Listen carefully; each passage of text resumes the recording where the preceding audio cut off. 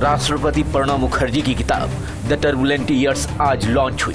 इस किताब में राष्ट्रपति ने अपने जीवन के 1980 से 1996 के दौर की कई अहम बातें साझा की और ऐसे खुलासे किए जिससे राजनीतिक गलियारों में हलचल मच गई है। प्रणब मुखर्जी ने अपनी इस किताब में बाबरी विध्वंसक का भी जिक्र किया।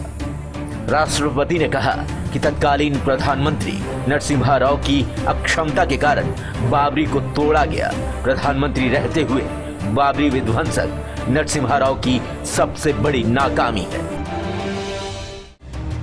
राष्ट्रपति ने अपनी किताब द टर्बुलेंट ईयर्स में बताया कि 6 दिसंबर 1992 को मैं बॉम्बे में था और जयराम रमेश ने मुझे फोन करके बताया कि बाबरी ढांचे को तोड़ दिया गया है। मुझे भरोसा नहीं हुआ। उसके बाद उन्होंने मुझे पूरी जानकारी दी, जिसके बाद मैं दिल्ली के लिए रवाना हुआ। बाबरी विध्वंसक एक विश्वासघात था। इस वारदात से सभी भारतीयों को शर्मिंदगी झेलनी पड़ी। इस घटना से भारत और भारत के बाहर मुस्लिमों की भावनाएं आहत हुई। इस घटना से भारत की सहिष्णु छवि भी आहत हुई है।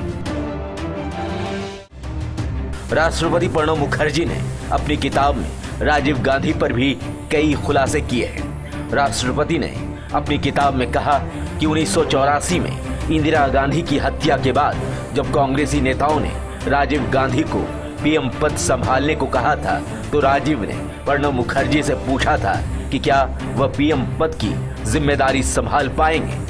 प्रणब मुखर्जी ने अपनी किताब में उन अटकलों को भी खारिज कर दिया है जिसमें दावा किया गया था कि इंदिरा गांधी की मौत के बाद उन्होंने प्रधानमंत्री बनने की कोशिश की थी। एक तरफ राष्ट्रपति की द टर्बुलेंट ईयर्स किताब लॉन्च हुई, वहीं दूसरी तरफ किताब में कई ऐसे खुलासे हुए जिससे राजनीतिक सरगर्मी बढ़ गई है। वहीं इन खुलासों से कई ऐसे सवाल भी खड़े हो गए हैं जिनको लेकर हलचल मची हुई है। तो क्या तत्कालीन प्रधानमंत्री नरसिम्हा राव की नाकामी के चलते ही बाबरी विध्वंसक हुआ? क्या बाबरी विध्वंसक को रोका जा सकता था? News world desk.